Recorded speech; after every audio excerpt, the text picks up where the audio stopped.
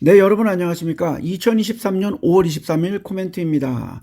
어제 아시다시피 미국의 바이든 대통령하고 케빈 메카시 하원 의장이 미국 부채 한도의 상향에 대한 회의가 있었고요. 또 두 명의 강경파 페드 의원들이 금리를 더 인상할 수도 있겠다는 얘기를 했기 때문에 그런 얘기가 나오자마자 막 업다운이 반복되는 주식시장이었습니다. 그리고 테슬라한테 지금 많은 국가들이 러브콜을 하고 있는데요. 저번에 그 윤 대통령하고 일론 머스크가 만났지 않습니까? 일론 머스크의 제안에 있어가지고요. 그래서 만나자고 해서 만났는데 그때 우리나라 정부는 일론 머스크한테 이제 뭐 국내 공장 부지 38곳을 소개했고 50년까지 부지 임대가 가능하다고도 했는데 또는 다른 나라들 인도네시아는 법인세를 20년간 면제해주겠다. 태국은 8년 이상 법인세를 면제한다. 인도는 전기차의 통합 간접세를 5%로 인하시켰다. 뭐 이런 거를 제시했습니다. 근데 지금 업계에서는 왜 일론 머스크가 한국에 못 오는가에 대한 이유를 한 세 개 들고 있는데요. 첫 번째가 협소한 내수 시장. 그러니까 인도네시아라든지 인도라든지 이런 데에 비하면 턱없이 작죠, 한국이. 두 번째로 빈번한 노사 분규. 이건 아주 큰 문제입니다. 제가 누누이 얘기하지만 현대자동차도 마찬가지고 이 빈번한 노사 분규 이거 공장 스탑되어가는 거 못 참죠. 세 번째가 광물 자원의 부족. 이제 배터리 같은 거 만들 때 필요한 니켈이라든지 이러한 그 광물들 있죠. 그게 한국에 없기 때문에 좀 불리하다. 이렇게 보고 있답니다. 그리고 이제 왓츠앱이 그 우리들이 기다리고 있던 그 메시지의 편집 기능을 이제 5월 22일부터 제공하기로 했어요. 그러니까 우리가 그동안에 실수로 잘못 보냈거나 뭐 보낸 다음에 마음이 바뀌어갖고 메시지를 다시 편집하겠다 할 때 안 되지 않습니까? 근데 이거를 버튼을 누른 다음에 15분 안에 마음 바꾸거나 하면은 취소할 수도 있고 다시 편집할 수 있다. 이거 진짜 많이들 필요한 기능이겠죠. 그리고 메타는 그 유럽에서 사용되는 그 개인들의 그 데이터를 갖다가 미국으로 막 보냈던 이거에 대해서 EU의 그 개인정보 보호 규제 기관으로부터 사상 최고의 벌금입니다. 12억 유로. 그러니까 1조 7천억 원의 벌금을 때려 맞았어요. 근데 이거랑 비슷한 이유로 아마존이 맞은 벌금이 7억 4,600만 불입니다. 그러니까 9,767억 원 했는데 훨씬 더 많은 금액을 벌금으로 맞았다. 이런 내용이고요.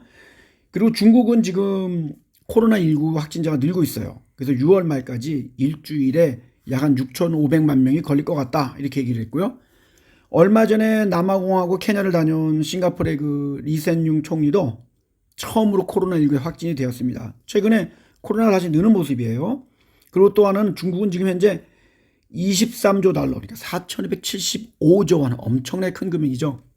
그 금액에 거대한 지방정부의 부채 문제가 지금 심각해집니다. 그러니까 돈이 없다는 얘기죠. 돈을 꿀 수도 없는 거고, 중앙정부에서 도와주지도 않고, 니네 알아서 해. 뭐 이러다 보니까 중앙정부들의 자금 조달에 어려움을 겪고 있다. 이런 얘기고요. 이번 달에 86개 온라인 게임을 허가했어요. 작년, 재작년만 해도 이 넷이즈라든지 텐센트가 그 신청하는 온라인 게임은 허가를 하나도 안 해줬거든요. 주가도 많이 빠지고 정부가 기업들에 대한 그 뭐라 그럴까요? 그 말 잘 듣게 하는 그런 교육을 시키는 그런 걸로 받아들여졌거든요. 길들이는 거죠. 근데 요즘은 이제 그렇게 해주지 않고 다시 허가를 하고 있기 때문에 이제 기업과 중국 정부의 그 불화도 서서히 완화가 되는 모습이다. 이런 얘기고요. 중국 정부는 그 G7 정상회에서 일본이 보여준 중국에 대한 입장, 남지나 동지나 대만 이런 거에 대한 중국의 그 입장에 대해서 막 이렇게 발언을 강하게 했거든요, 일본이. 그러면서 중국에 있는 주중 일본 대사를 소환했습니다. 근데 반면에 기시다 일본 수상은 이번 G7 모임에 성공적으로 이끌었단 말이죠. 그러면서 지지율이 올라갔어요. 그래서 원래 2025년까지는 예정이 없었던 하원 의원 선거, 하원이 훨씬 더 강합니다. 근데 그거를 한 몇 주 안에 조기 총선을 하려고 지금 하고 있다고 합니다. 그리고 인도의 폭염은 지금도 계속되고 있고 워낙 폭염이 강하다 보니까 장마 전선도 오지 못하는 상황이라고 합니다. 그리고 33살의 청각장애가 있는 말레이시아 남성이 에베레스트 정상을 등정을 했습니다. 성공하고 내려오는 하산 중에 실종이 되어갖고 지금 수색하고 있는데요. 이 팀은 말레이시아 정부랑 유소년 체육부의 지원을 받은 팀이에요. 근데 그는 금요일 날부터 실종됐기 때문에 아마 사망하지 않았을까 싶습니다. 예, 굉장히 많은 분들이 에베레스트에 올라가는데 또 많이 죽고 있습니다. 그리고 지금 경제가 아주 파탄난 스리랑카의 4월 달의 CPI가 작년 4월 대비 33.6%가 늘었는데 줄어들고 있어요. 3월 달에는 작년 3월보다 49.2%가 늘었었거든요. 내려오고 있다는 얘기고요. 동남아에서 두 번째로 큰 경제대국인 태국의 1분기 실업률이 1.05%까지 내려왔습니다. 작년 4분기에는 1.15%였거든요. 가장 큰 이유는 아무래도 관광업의 반등이겠죠. 그리고 호주의 주택가격이 중국인들이 마구잡이로 산다고 제가 얼마 전에 코멘트 썼지만 그 힘에 두 달 연속 오르고 있습니다. 말도 안 되는 아주 형편도 없는 주택도 160만 홍콩 달러, 13억 9,600만 원에 거래가 되고 있고요. 반대로 뉴질랜드는 계속해서 2022년 이래 하락을 하고 있고 뉴질랜드 정부는 2024년 3분기까지는 주택 가격이 회복되지 않을 거라고 보고 있답니다.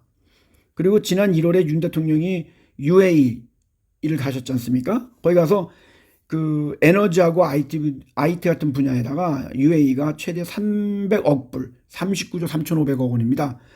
투자하기로 했는데 그거의 일환으로 한국에 먼저 20억 불, 2조 6,200억 원을 투자할 기회를 확인했다. 그러니까 투자를 하겠는데 어느 업종이 할지는 아직 발표는 안 했습니다만 얘기를 했다는 거죠. 그리고 결국 우크라이나 동부의 거점 도시인 바흐무트는 러시아에 함락된 곳으로 보입니다. 그래서 바이든과 영국의 총리도 우크라이나에 무기를 더욱더 지원하겠다고 했지만 젤렌스키가 지금 F-16 전투기를 그 교육을 받기로 했지 않습니까? 전투기 조종사들이. 근데 그거를 전투기를 받더라도 러시아에다가 공격을 하지 않겠다라고 얘기를 했습니다. 그리고 ECB의 의장은 인플레와의 싸움은 아직 끝나지 않았다. 이렇기 때문에 향후에도 금리가 추가로 인상될 수 있다고 얘기를 했고요. 그리고 총 8편으로 기획이 된 영화 범죄도시 지금 현재 3위 31일 날 국내 개봉을 합니다. 그러니까 성룡과 같이 붙는 거죠. 성룡의 용마정신과 같이 붙는 거죠. 근데 이번에는 마약 사건하고 야쿠자까지 등장을 한다고 하고요. 이미 촬영이 시작된 범죄도시 4의 악역은 김무열 배우가 캐스팅이 되었다고 합니다. 네. 그리고 오늘 저희 그 카페에는 저희 후배 중에 유명한 기타리스트인데요. 사랑과 평화에서도 기타를 쳤고 대학교에서도 실용음악과 교수로 활동을 하는 조범진이라는 기타리스트가 발표한 스윗 러브라는 음원을 올렸습니다.